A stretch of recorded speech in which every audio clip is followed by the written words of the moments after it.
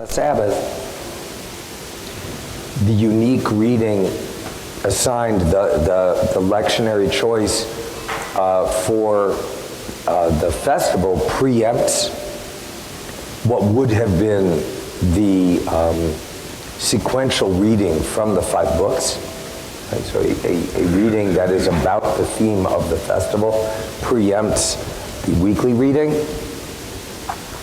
So there are stops and starts. But generally speaking, we make our way through the 5 books of Moses in weekly portions every year. We also have a reading from the prophets appended to the reading from the 5 books of Moses. That's also read. We read 1/7. The weekly portion is subdivided into 7 smaller portions. Some are longer, some are shorter, which is important if you're the one chanting.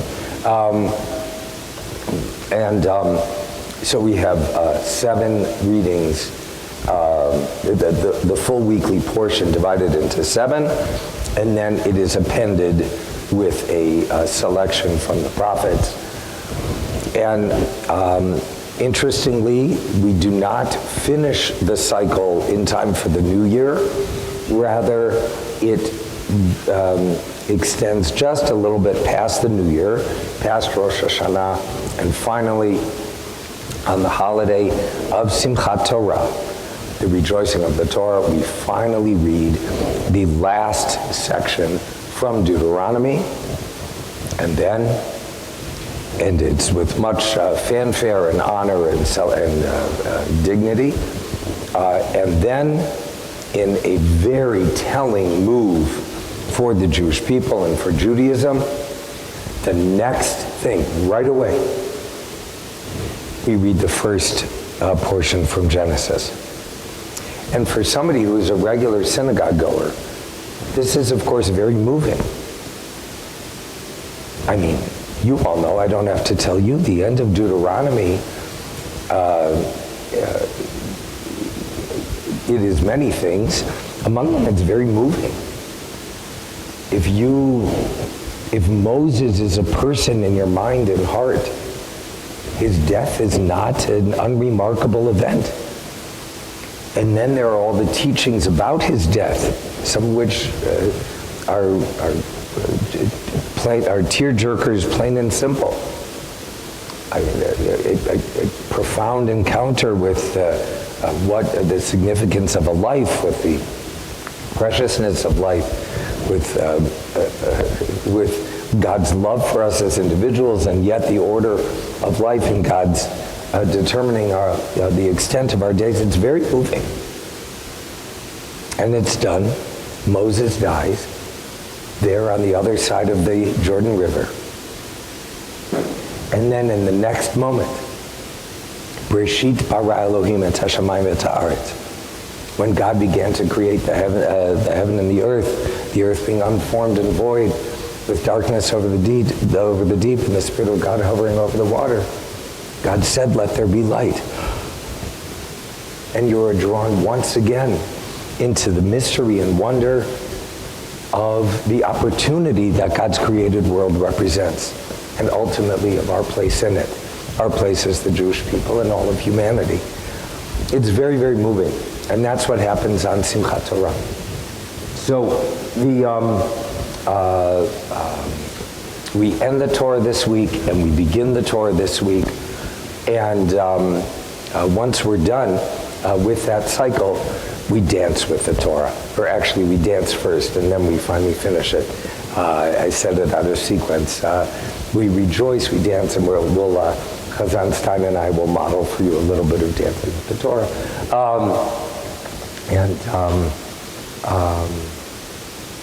Why we're dancing, we can talk about in a little bit.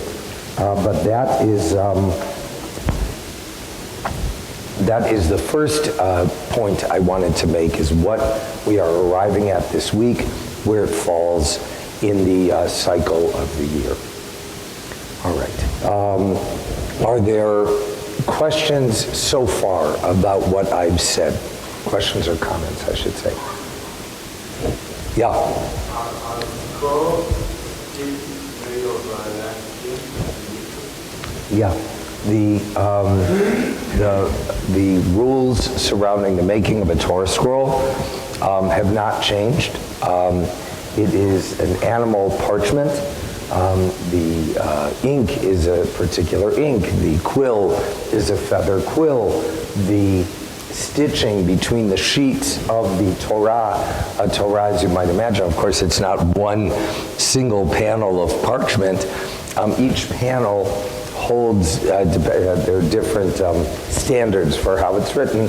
Each panel holds 3 or 4 columns of Torah text, and each of the sheets, they're called yiriot, are stitched together with the sinew of the animal's gut, and so on and so on. There are many, many rules about the making of a Torah scroll, and it can only be done by a duly trained scribe, and it's not a mechanical act, it's a religious act.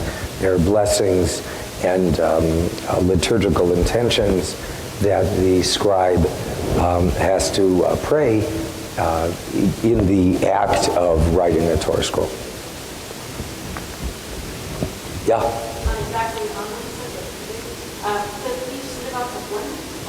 Great question. So to have a Torah scroll is to have a treasure.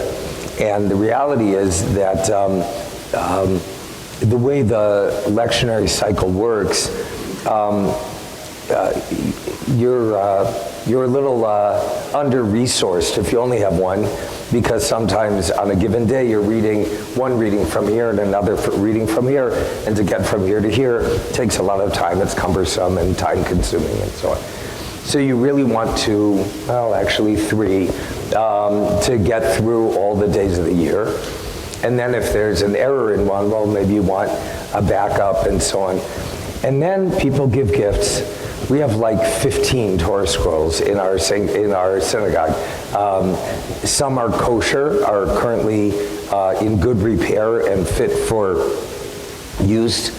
Kosher doesn't only mean fit for eating, it means fit for use. And some are kosher, others are not. Some are repairable, others are not. We have far in excess of what we need.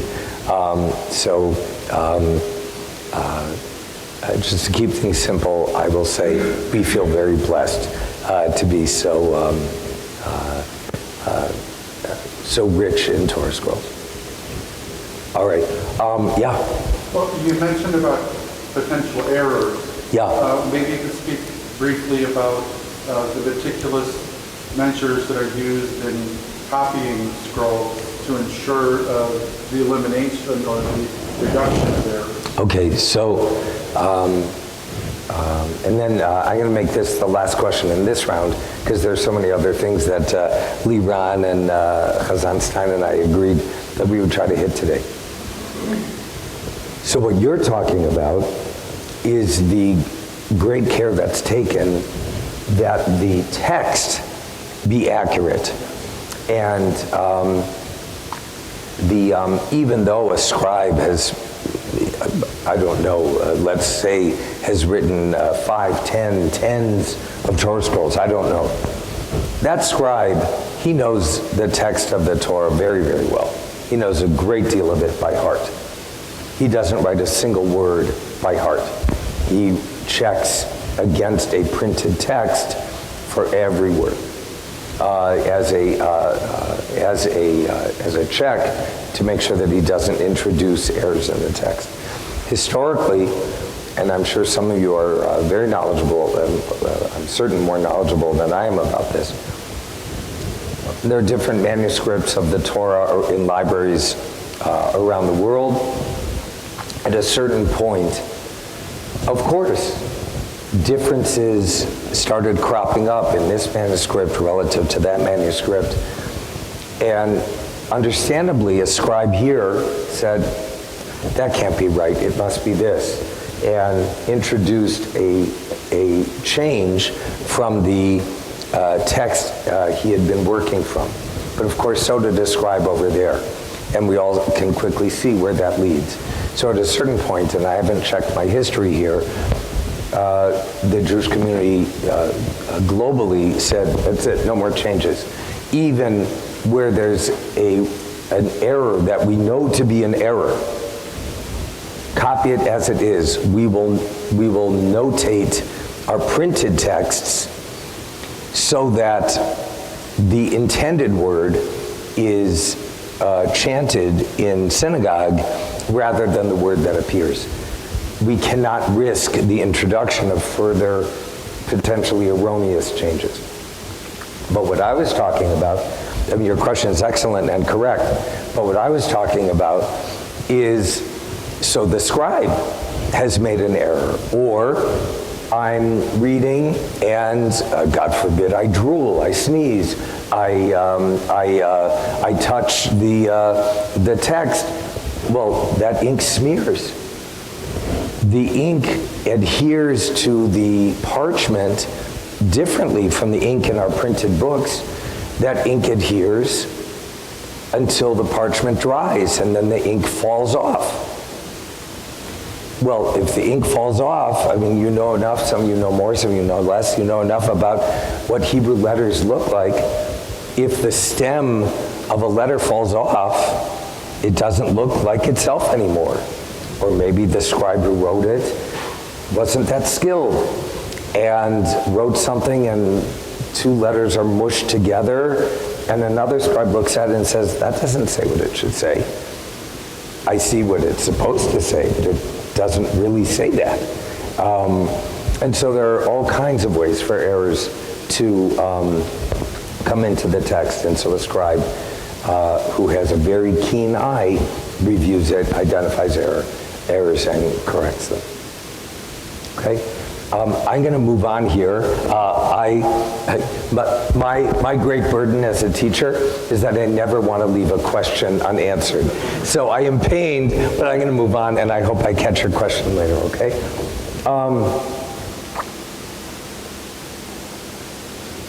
All right, Kazan Stein, let's go to you. Can you show us how we read from the Torah scroll? And I'm going to turn this Torah scroll around so that Kazan Stein can face you rather than face away from you as he reads.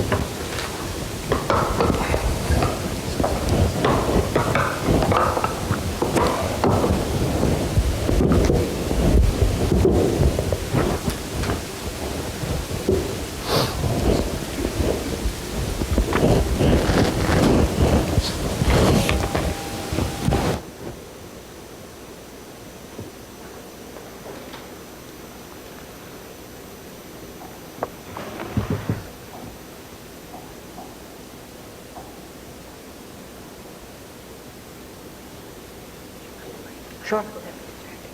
Yes, Renee. Teacher request. What? If you could just tap it to turn green when you're ready.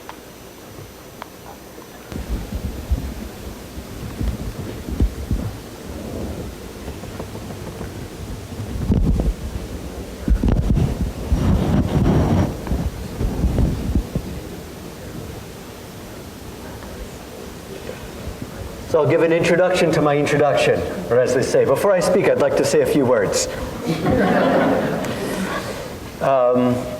The Torah,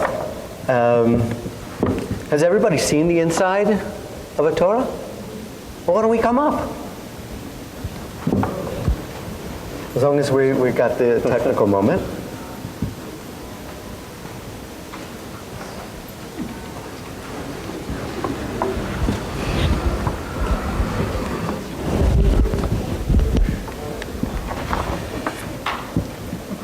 So as Rabbi Alter mentioned, this is all written by hand with a feather and ink, and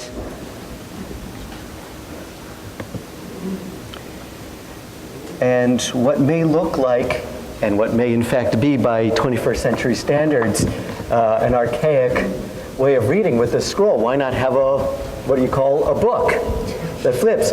But at its time, the Torah, the double scroll, was actually a technological innovation where you had two handles, so you could parse through, a lot quicker than, and leave the space rather than if you just had a single scroll.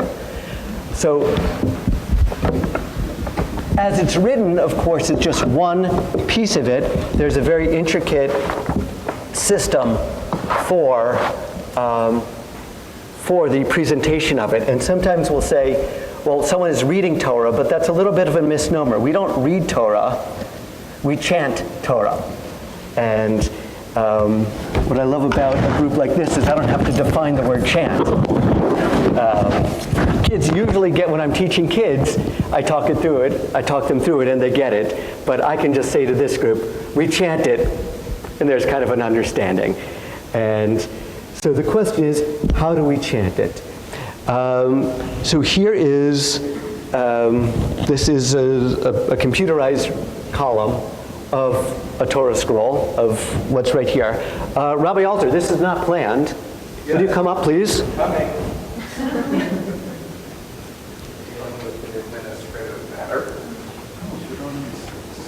Would you please, starting at the second line, we have not planned this, would you please chant starting at the second line? ואהבת את אדוני אלוהיך בכל לבבך ובכל נפשך ובכל מאודיך. Great, awesome. No, I mean, that was great. How did he know how to do that? Now, one is I cheated, and even though I didn't tell him about it, I took the most commonly known passage from the Torah that children learn from when they're 3 years old. But how would someone know how to do this? Take a look at this. On the left and right-hand columns are the same words. But even if you've never seen Hebrew written out before, what can you tell me that's different about these two columns, even though it's the same letters and the same words? Yeah? If I'm not mistaken, the marks on the right side indicate how to pronounce the words since there aren't vowels in there. Can you be, you are correct, but can you, so be a little more specific? What marks? Underneath there's like dots and... Yeah, there's dots and lines, and those are the vowels. Hebrew is written traditionally Hebrew is written without vowels. Like if you could imagine a license plate where they want to fit a whole phrase in, but they only have a few characters, they'll leave out the vowels. The vowels were added later to help clarify. What else? Do you see anything else that's different? So we'll keep going. We'll talk more about this. So the question is, what's the deal with those dots and lines? As you said, those are vowels. And why are vowels so important? I'll give you a great example. This word, anyone read Hebrew here? Yeah, what letters do we have? Hey, mem, nun. Good. Hey, mem, nun. Any idea what that spells? Haman. Could be. So depending on, do you see, even if again you don't have we have different lines and different dots in there. It could be written two different ways. Yeah, Haman. What? Haman. What is that? I'm thinking it's still Haman, but maybe it's... Okay, well let's take a look. This way, if it's spelled this way, it's manna. The manna. Ha means the, man, manna. Haman, the manna.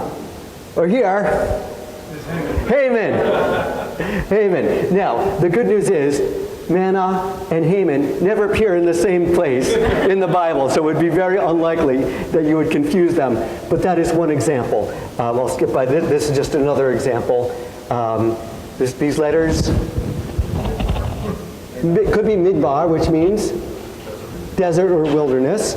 But here's three different ways of rendering it.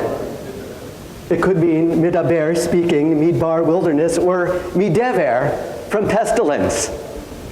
So these dots and lines can greatly change. Yeah? So, Medaber, that's the far right over there.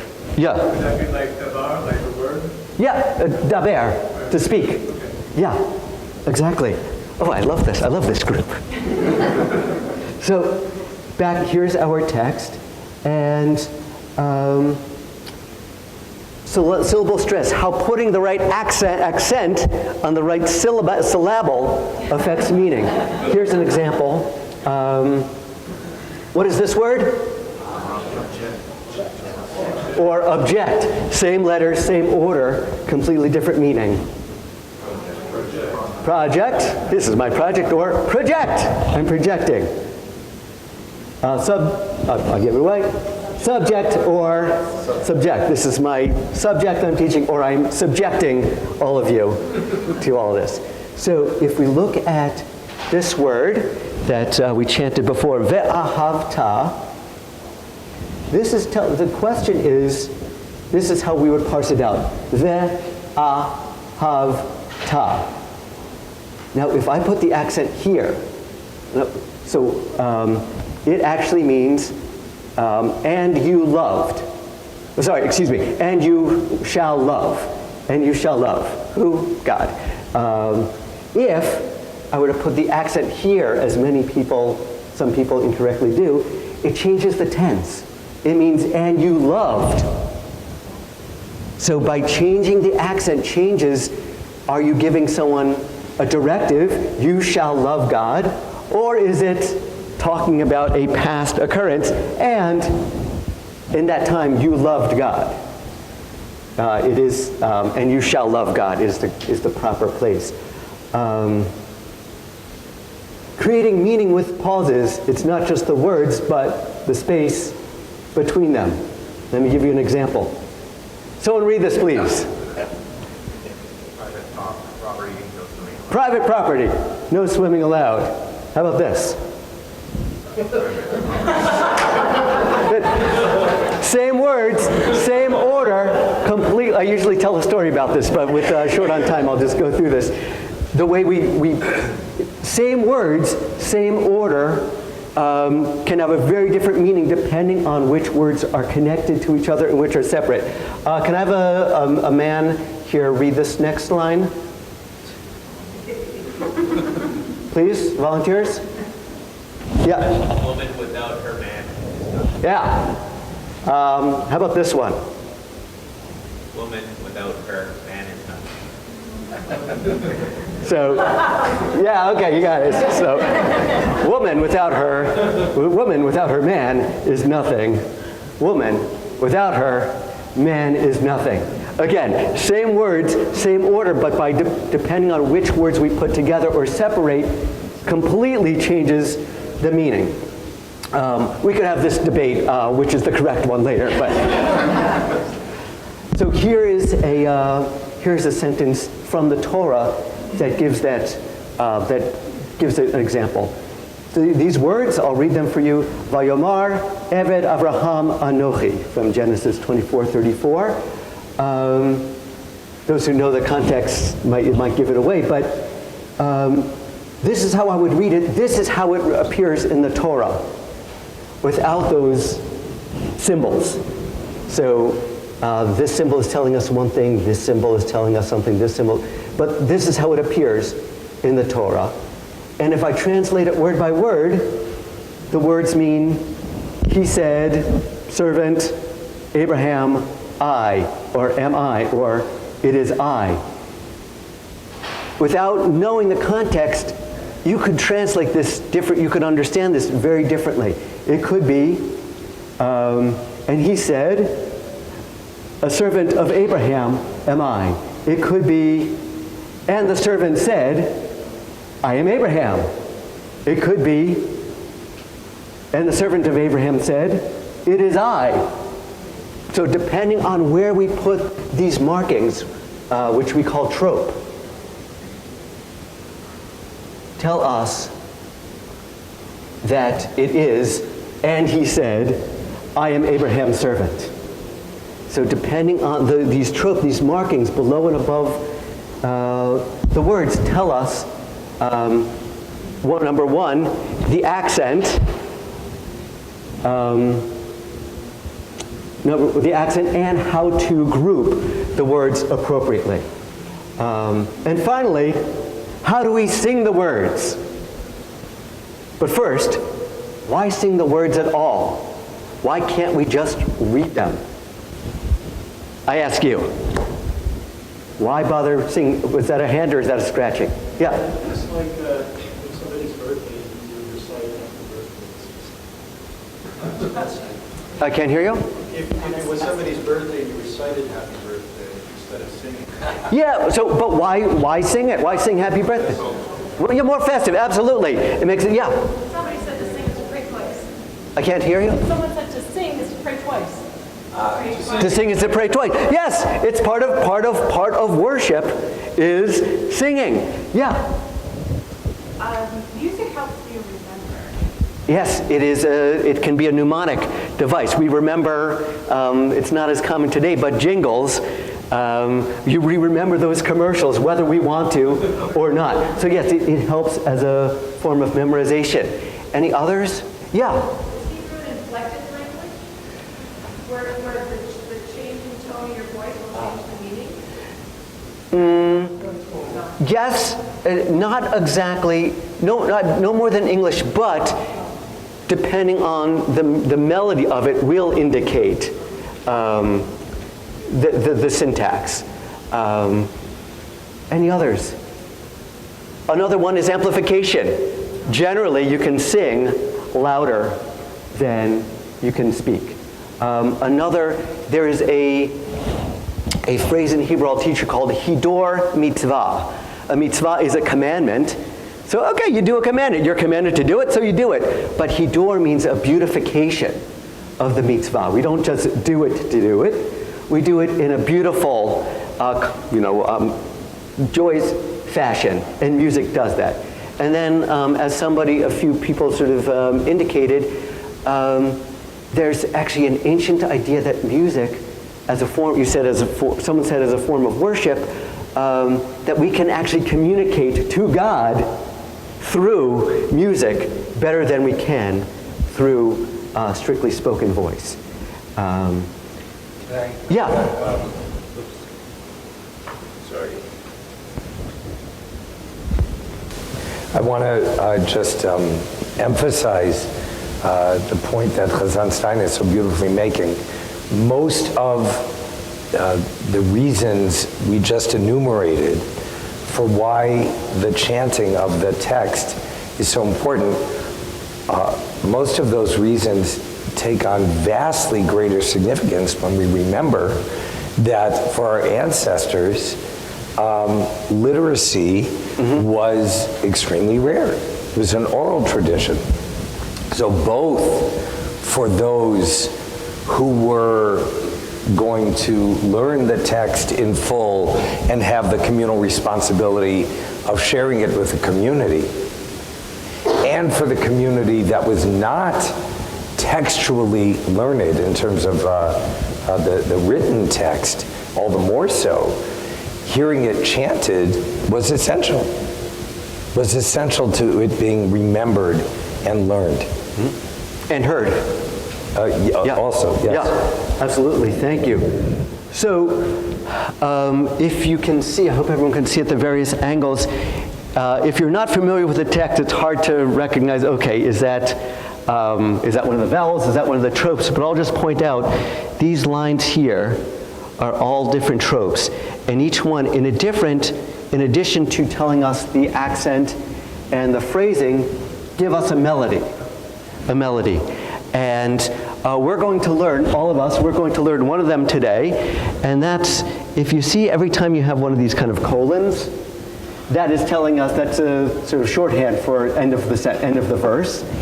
And this line underneath it is the trope, the musical marking, telling us this is the end of the verse.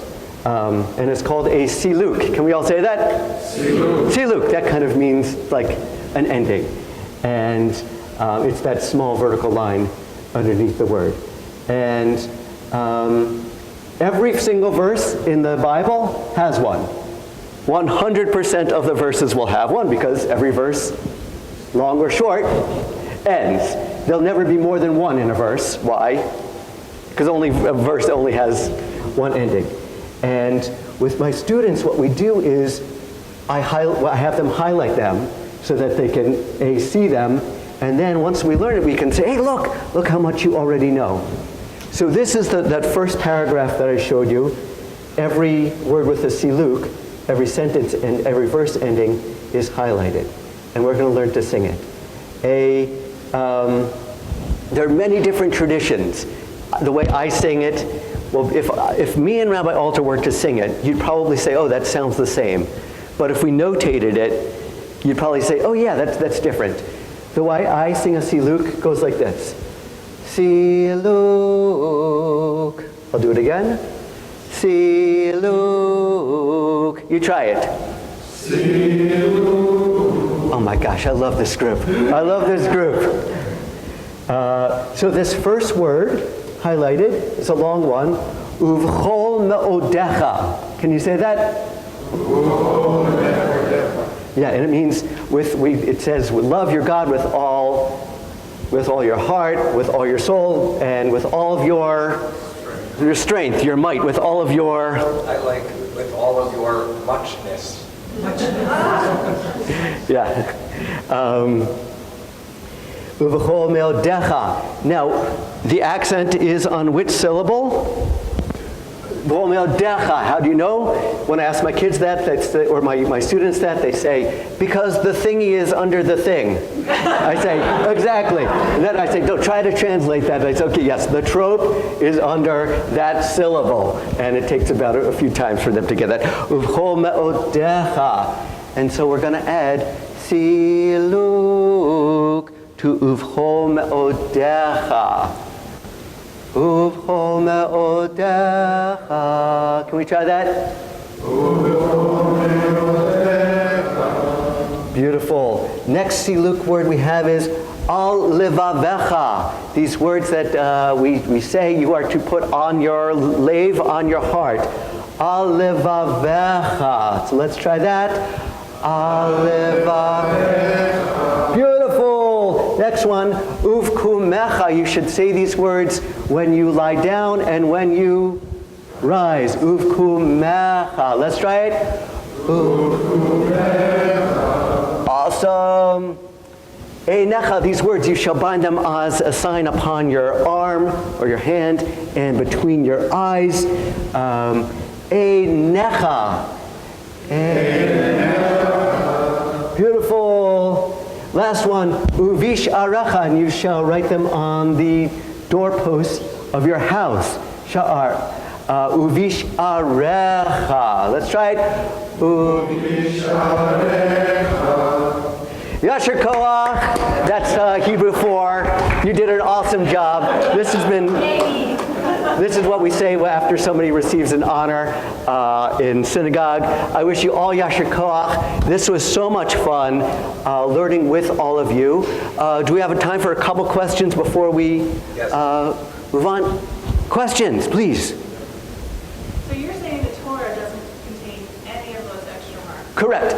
So, Which means you have to study a lot. yes. So, yes. Can you turn off I want to do my favorite example. Well, hold on. Go ahead. So, there's a yes to two. There's a two-part yes.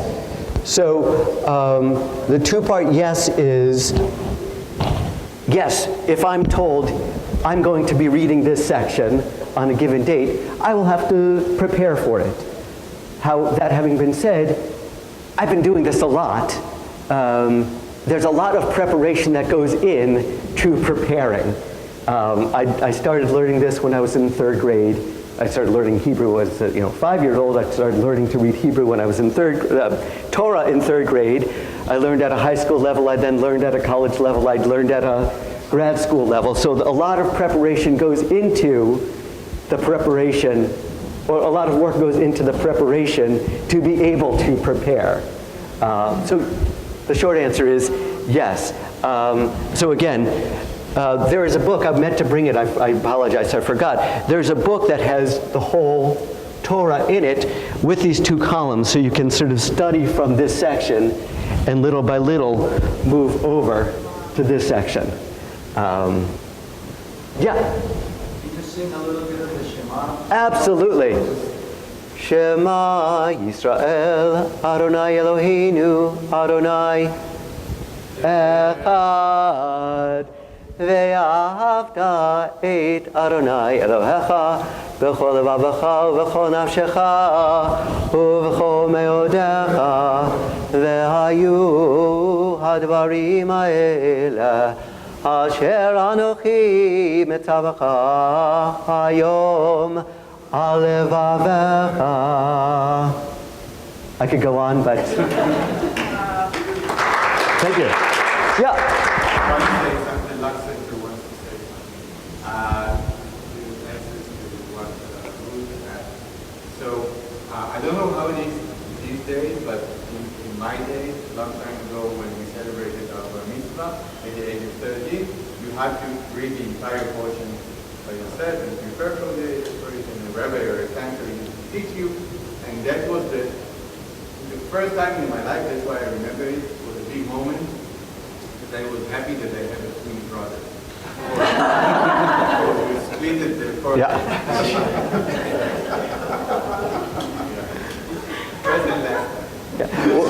When I teach students, it's really, I have expectations, I have general expectations and I have flexible expectations depending on a student's given strength. I want them to excel and do the best they can, but I also want them to shine in the best way possible, and that sometimes that means they learn a lot, and sometimes they really focus on a little bit and really get that down. So just a fun example, if you can take this down, Chazan, if you close your laptop, there we go. So you were saying that you really have to prepare a lot. So this is one of my favorite examples of what can go wrong if you don't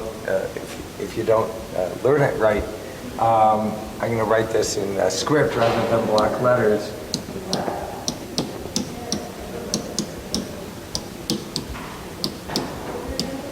Yes, I almost brought that. Right. So, and you shall offer up Aleph Shin Hey to God. So in Leviticus, what are we instructed to do again and again and again and again? That we are to offer up what some of you know the Hebrew word Aleph Shin. What's Aleph Shin? Aish is a flame, is that what you said? So that's a burnt offering to God. The problem is that these letters are also how you spell woman. The word Isha. There's Isha and there's Isha. So get it wrong and oh well. So you got it, you have to be attentive. You have to be attentive to the correct pronunciation.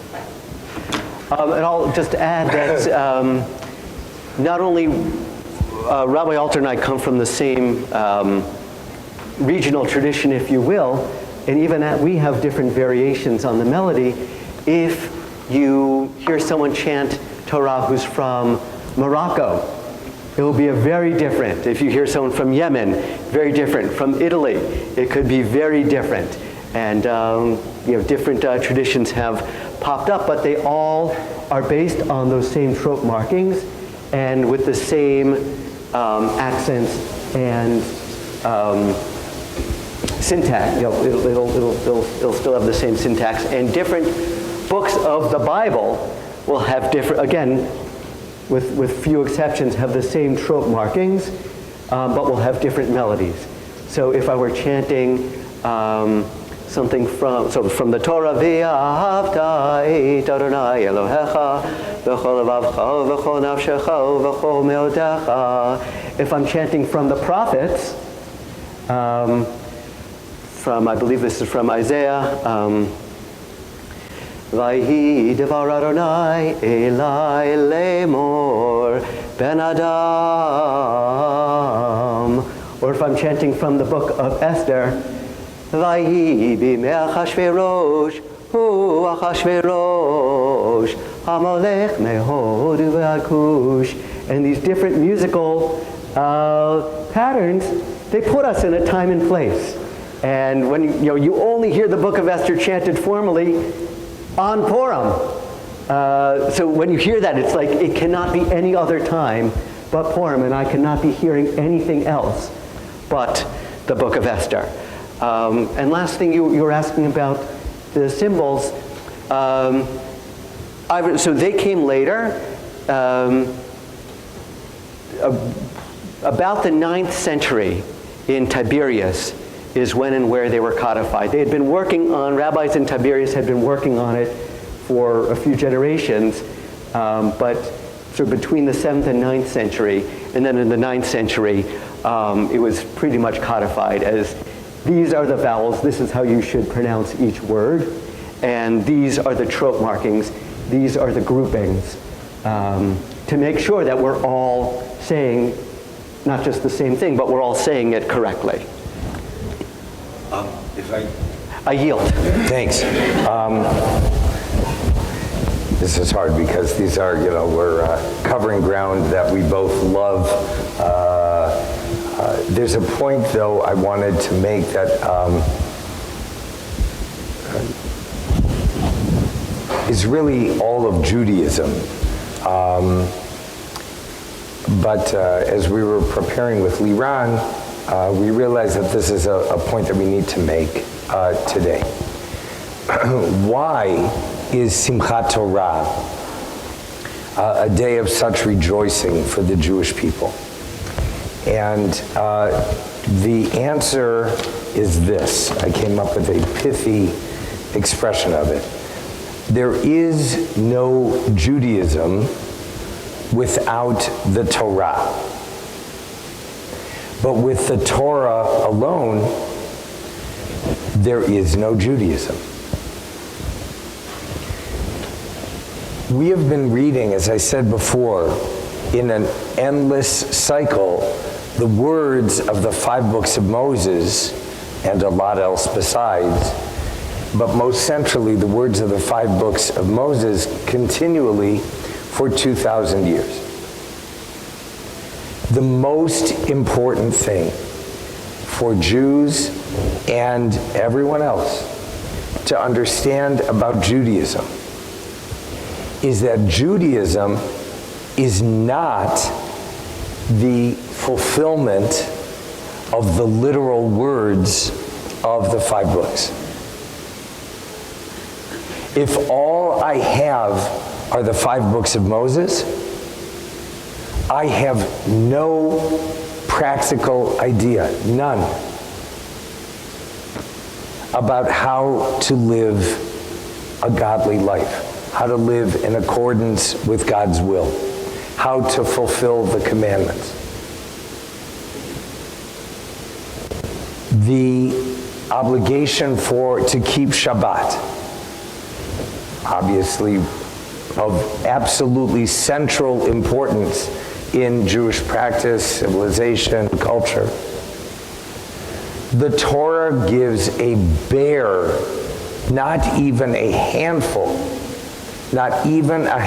of specific prescriptions about what is and is not allowed on Sabbath. Some of the explicit statements are not even in the 5 books. They show up later in the prophets. For practical purposes, the Torah says nothing about how to keep the Sabbath. That is articulated in the entirety of Jewish tradition, which is ongoing. And that's true for everything in the Torah. For everything in the Torah.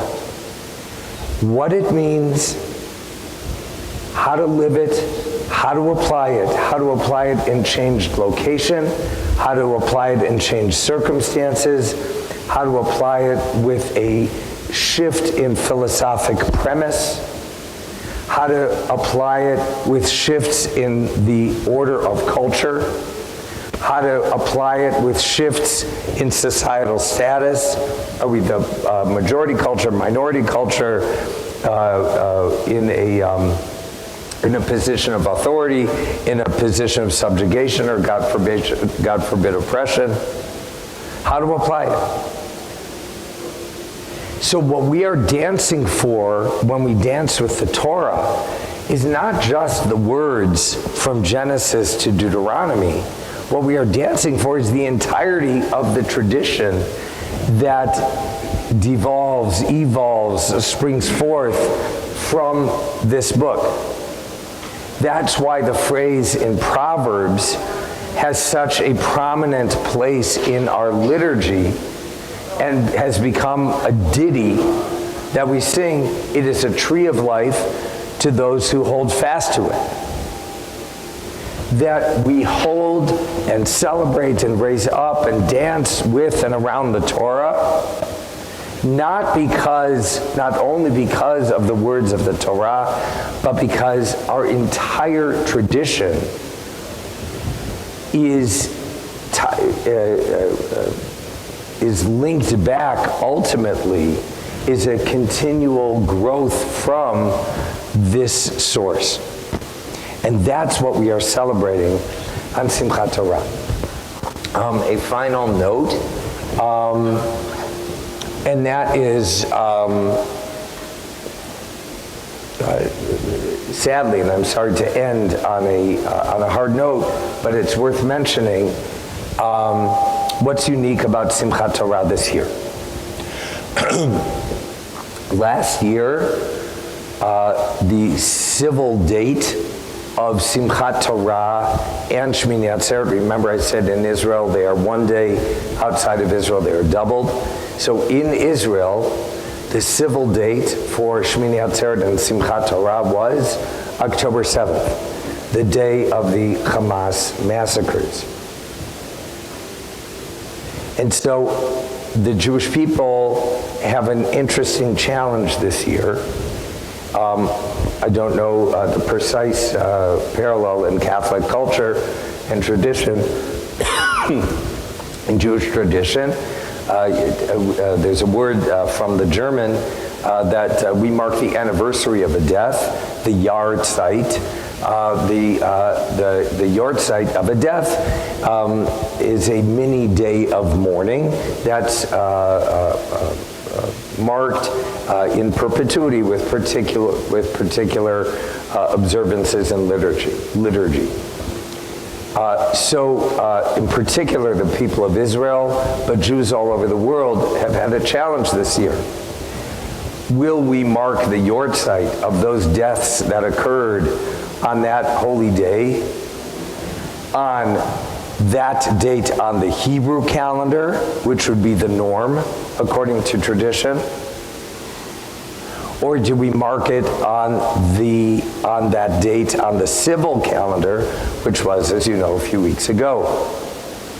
To mark it on the Hebrew calendar would be in accordance with Jewish tradition, but it would also lock in a day of great celebration as a day of unspeakable grief. It would also present certain logistical challenges for families to travel and come together. Or do we quietly acknowledge the Hebrew date, but instead use the civil date for the public commemoration and mourning of that anniversary? A very interesting real-life challenge now going forward on Simchat Torah.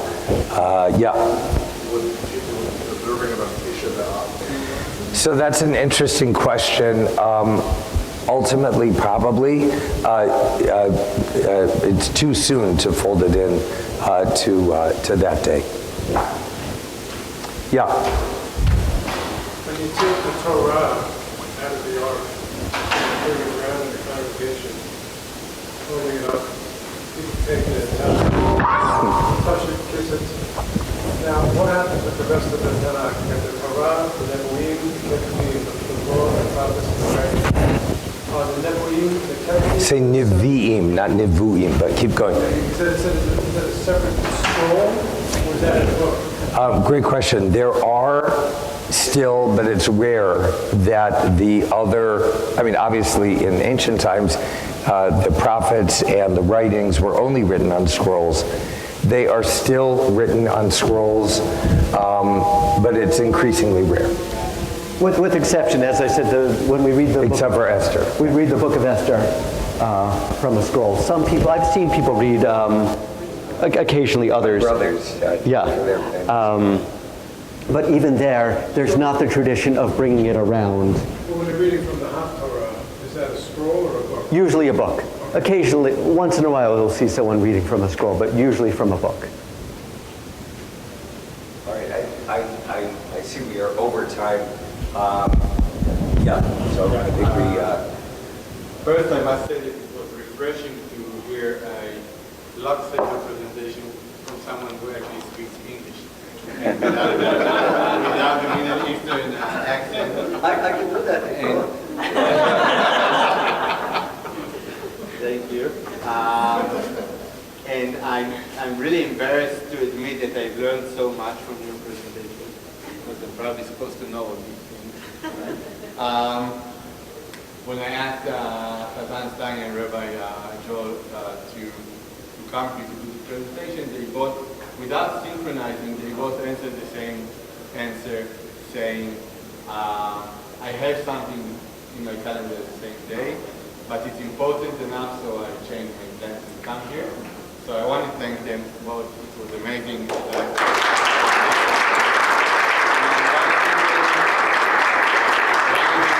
Small souvenir from this day, which I will come by to your office in a few days to see it. Somewhere there. So thank you very much. And thank you all for coming.